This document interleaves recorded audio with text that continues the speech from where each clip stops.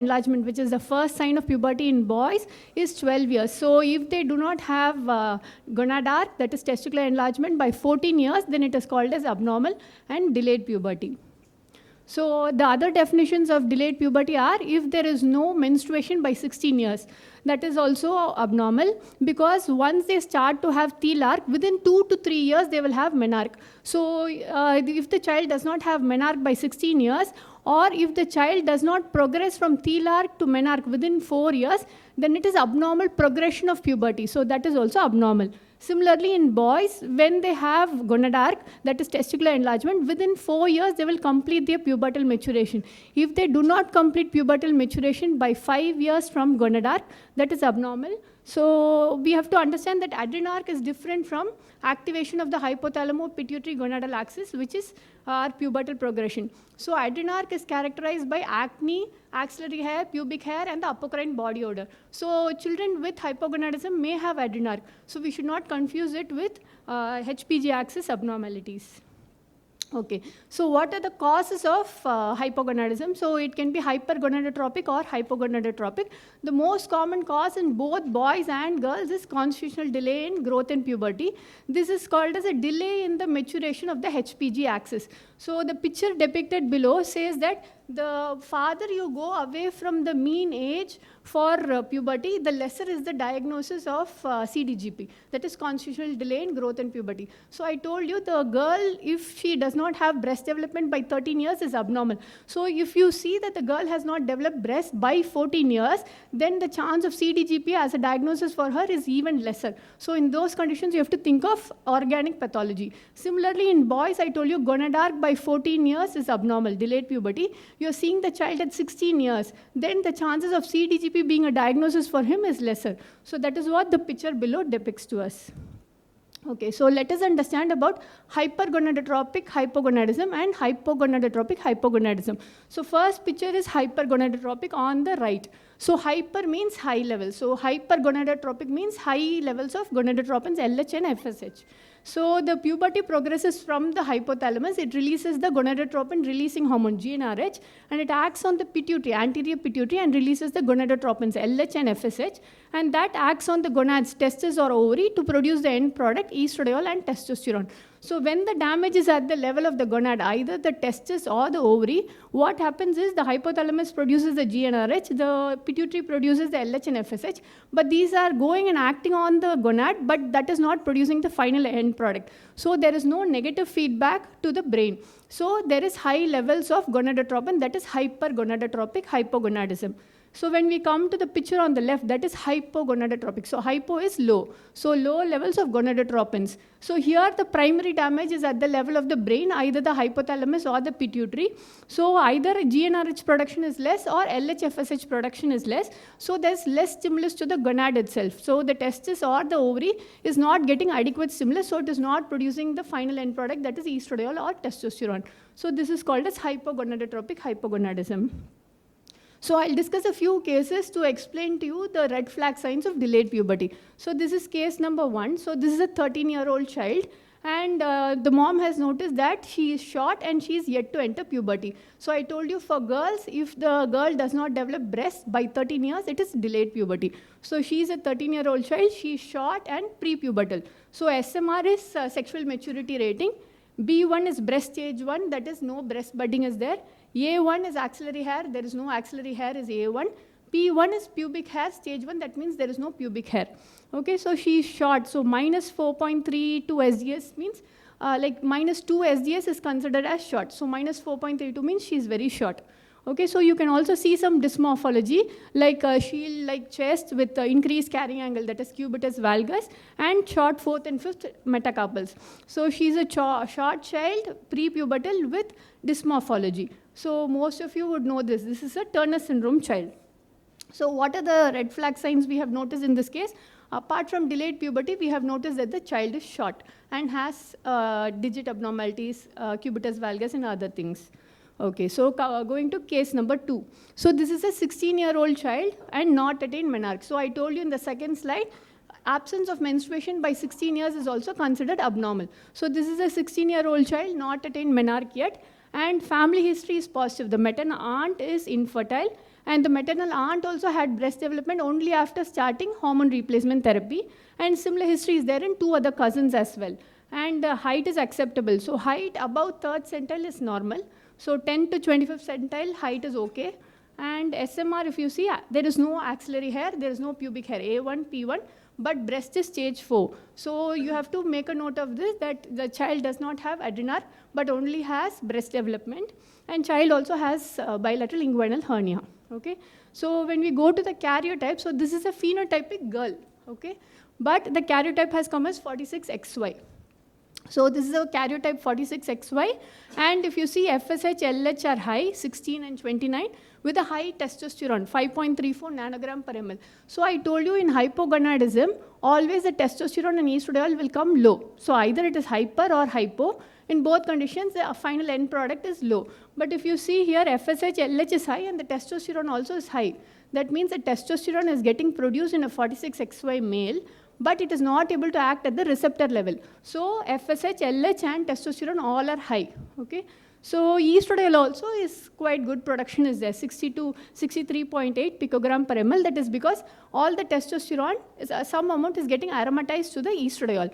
That is why the child is having breast development. Being a genotype of 46XY, child has breast development because estradiol is being produced by aromatization. And ultrasound, if you see, there are absent Mullerian structures. So girls should have Mullerian structures, that is uterus. Boys should have Wolffian ducts. But if you see, there is empty pelvis syndrome, this is called, because here the child, the Sertoli cells in the testes are normal. That produces the AMH, that is anti-Mullerian hormone. The AMH is going and acting on the anti-Mullerian hormone receptor, and that is regressing the Mullerian structures. So there are no Mullerian structures. Here the testosterone is there, but it is not able to go and act on the androgen receptor and stabilize the Wolffian duct. So the Wolffian ducts also regress. So there is absolutely no internal genitalia here. The gonads are there, that is the testis. Usually it will be there either in the inguinal canal or in the labial region. So, and coming to the family history now, so this is, so has anybody made out the diagnosis here? So this is complete androgen insensitivity syndrome. So here it is a X-linked recessive condition. So whoever is the maternal aunt is a 46XY, but a phenotypic female. Okay, so they are all infertile because there is no uterus at all. And it gets transmitted from generation. So this is the maternal aunt, similar girl like this, 46XY girl, who's infertile and has had, like this girl itself, after hormone replacement therapy, they will have more breast development. So, and absence of adrenarche. So absence of adrenarche because the DHEAS also has to act on the androgen receptor to cause pubic hair and axillary hair development. That is why there is no adrenarche as well in CAIS. Okay. So the red flag signs noted here are, first thing, not started to have menarche by 16 years, and there is a positive family history, and third, inguinal hernia or labial swelling. So these are the red flag signs noted here. Okay, going to case number 3. So this is a 15-year, 6-month-old boy who's very tall. More than the 97 centile means tall stature for age. So the child is very tall, and SMR, if you see, testis is 4 cc. So the child is 15 years, 6-month-old, but testis is just Tanner stage 2, that is 4 ml is there. And the stretch penile length is 7.5. For a small testis like this, the penile length is better. So the virilization is better compared to the testicular volume. And moustache also is present. So virilization in terms of facial hair and the penile length is better than the testicular volume. And gynecomastia is there. So if you see, the FSH is 33.2. So any FSH above 20 is abnormal. So it signifies that the gonads are damaged. So FSH 33.2 says that the gonad is damaged. And whenever we suspect this high gonadotropins, that is hypergonadotropic hypogonadism, we need to do a karyotype. So when we did a karyotype, it is 46XXY. So this is Klinefelter syndrome. So here what happens is that because of the additional X chromosome, testicular hyalinization happens, testicles are damaged, so they're not able to enlarge in size normally. So the testes will be small, but the virilization is better. So this is a clinical clue for us that there is a disproportionate virilization compared to the size of the testes. And gynecomastia is a sign of hypogonadism, which may be present in both hyper and hypogonadotropic hypogonadism. Here it says that there is an imbalance between testosterone and estrogen levels. Okay, so that is what gynecomastia says. Okay, so the red flag signs noted here, as we discussed, is tall stature. They are tall because the the estrogen is the one hormone which causes epiphyseal plate fusion. Here, the testosterone is getting converted to estradiol, but not in adequate quantities to fuse the epiphyseal plate. So they continue to grow taller. That is why there is tall stature. And gynecomastia, as I told you, there is an imbalance in the levels between testosterone and estrogen. So gynecomastia is there. And third point I've already discussed with you. So this is Klinefelter syndrome. So going on to case 4, this is a 16-year-old, 16-year, 5-month-old boy who's there is recent growth faltering. He says that he has become short in the last 2 to 3 years compared to his peers because the peers are growing faster and they are starting to have facial hair now, but he is not growing tall as compared to them. And dad also gives a similar history of being a late bloomer, that is having late pubertal growth spurt and late secondary sexual characteristics. And his height, if you see, is on the 3rd centile, that is he is short. And if you, the other clue you will get is he is also underweight. Okay, so between 3rd to 10th is just above the minimum. And the SMR, if you see, for a 16-year, 5-month-old, the testis is just 5 to 6 ml. So for his age, the testis volume is slightly low. Okay, so he is probably had a delayed onset of puberty.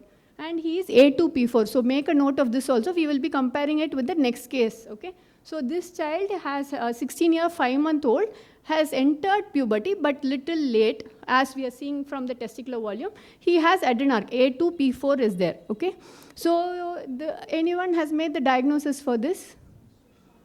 So the red flag signs noted here are short and underweight as well. And there is growth faltering when the other peers are having their pubertal growth spurt.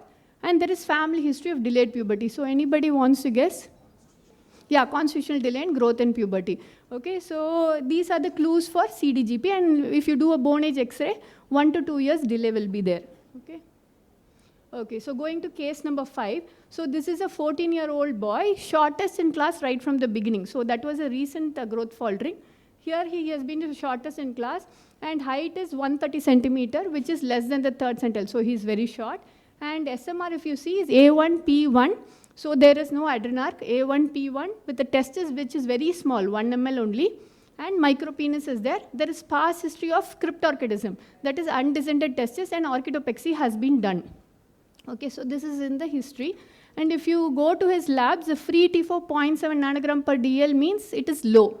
But the TSH, if you see, is normal, which is inappropriately normal for the low free T4. So that signifies central hypothyroidism. And IGF-1 is low, so it could mean that growth hormone deficiency also is there. And next, if you see, LH is also low, FSH is also low, testosterone is also low. Okay, so if you see, there are multiple pituitary hormone deficiency. And usually in this multiple pituitary hormone deficiency, whenever there is in utero testosterone production is less, the testicular descent does not happen, because the last phase of testicular descent is because of testosterone also. So the last phase of testicular descent doesn't happen, so cryptorchidism will happen. And adequate stimulus to the testis is not there because the gonadotropins are low, so the testis are very small. So 1 ml testis, you should always think of congenital hypopituitarism. And micropenis is also there because the testosterone is the one which is going to increase the length of the penis during in utero stage as well as during mini puberty. So that has not happened, so the child has micropenis. So these are the features, and height is less because of hypothyroidism and growth hormone deficiency as well. So he is short. So the red flag signs, what we have noted here are short stature, absence of adrenarche. So usually hypogonadotropic hypogonadism children will also have absence of adrenarche or very delayed and mild adrenarche. The exact reason is not known, but sometimes some genetic mutations may affect the adrenal development also. So there is absence of adrenarche. But when the usual confusion, if they have isolated hypogonadotropic hypogonadism, is CDGP. So usually CDGP will have adrenarche at the right time. But this hypo children will not have adrenarche. So that is one thing. And usually the testicular volume will be 2 to 3 ml at least for CDGP, but here it will be just 1 ml. So these are some clues how we can differentiate the hypogonadotropic hypogonadism isolated patients and CDGP. Okay, so when it comes as multiple pituitary hormone deficiency, it is quite clear. There is no much confusion. So hypogonadotropic hypogonadism, the signs you see are absence of adrenarche, testicular volume which is very small, micropenis, cryptorchidism, and it may be associated with multiple pituitary hormone deficiency. So this is a congenital hypopituitarism. Okay, going on to case 6. So this is a 16-year-old girl diagnosed to have hypothyroidism 4 years back. So though this is the easiest to treat hormone problem, many of them will not comply with the treatment. And the child has been going here and there, but not taking thyroid tablet, and has poor progression of puberty, and has not attained menarche. So this is hypothyroidism leading to stalled puberty. That is, the child, though had breast development, within 4 years has not had menarche. Okay, so poorly controlled hypothyroidism led to complaints of not attaining menarche by 16 years. So going on to case number 7, this is a 16-year-old girl with secondary amenorrhea. And somebody has said that she looks, the mother looks just like her sister. So mom is looking younger. So the child has been psychologically hit, and she is following crash diet and over-exercising and all. So this is a quite common scenario in adolescent girls. So we have to dig into this history. They will not reveal it to us. They will just tell child has secondary amenorrhea and come to us. So weight loss 10 kg in 3 months, no history suggestive of systemic disease. And when you see LH, FSH, and estradiol are low, so hypogonadism, central hypogonadism is there. Free T4 is low here with the TSH of 2.3. Here there is central hypothyroidism as well, but the cortisol is the main clue here. So without the cortisol, with the cortisol being high, we will not think in terms of acquired hypopituitarism like a intracranial tumor. Because here, because of the weight loss, the basal metabolic rate is decreased. So the gonadal hormones and the gonadotropins and the thyroid hormones become low because of the low metabolic rate. But being a stressful state, the cortisol becomes high. So this is a clear-cut case of psychiatric disorder, anorexia nervosa. So there will be secondary amenorrhea with voluntary weight loss. So this is the last case. So this is a 9-year-old boy with excessive weight gain from 2 to 3 years of age, so very early onset obesity. And there are other syndromic features and systemic associations. So the child has had a below average scholastics, declining night vision for the last 1 year, and post-axial polydactyly. So anybody has made the diagnosis? Yeah, Bardet-Biedl syndrome. So when will you think of syndromic obesity? So whenever you have other system associations like heart problem, hearing problem, kidney issues, retinal degeneration, as in this case, developmental delay. So in these situations, you will think of syndromic hypogonadotropic hypogonadism and polydactyly. Okay. So red flag signs. This is the last slide. So we will just go through what all we have seen in the last 8 cases. So absent thelarche by the age of 13 years in girls, and absent gonadarch, that is testicular enlargement, more than 4 ml in boys, and absent pubic hair by 14 years in boys, then micropenis, cryptorchidism, small testicle less than 1 ml. So these all, so absent gonadarch, absent pubic hair by 14 years, micropenis, cryptorchidism, small testicles will make you think in terms of hypogonadotropic hypogonadism in boys. And disproportionately smaller testes compared to penile length is hypergonadotropic hypogonadism in boys. And gynecomastia, it is a common sign of hypogonadism in boys, more commonly seen with hypergonadotropism. So other systemic things what you have to look for is short or tall stature. So we have seen cases of Turner syndrome being short and multiple pituitary hormone deficiency being short. Tall stature, generally hypogonadism, they can be tall because I told you the estradiol is not there to fuse the growth plates. So short or tall stature is important. Syndromic associations. Then midline defects, pituitary being a midline organ. Other midline defects like cleft lip, cleft palate, or optic disc coloboma, or umbilical hernias should make you think in terms of hypopituitarism. And anosmia as well, like in Kallmann syndrome. So you have to think in terms of hypogonadotropic hypogonadism. So symptoms of raised ICT. So acquired cases of hypopituitarism always take history of bitemporal hemianopia, headache, vomiting and all. And other hormone problems like the multiple pituitary hormone deficiency kid we saw in one case, and untreated hypothyroidism, untreated hyperprolactinemia, and Cushing syndrome will suppress the HPG axis, hypothalamo-pituitary gonadal axis. So you have to ask history regarding that also. And any systemic disease which is there will also suppress the pituitary gonadotropin secretion. And like any malignancy, chemotherapy, radiation are going to affect the both pituitary as well as the testes, wherever the site of radiation is there. Or chemotherapy can affect the gonads more. And psychological issues like in anorexia nervosa. And family history we have to take for delayed puberty in CDGP, infertility, so genital surgeries, all those will make us think in terms of DST or hypogonadotropic hypogonadism, like that. So these are the red flag signs. Thank you.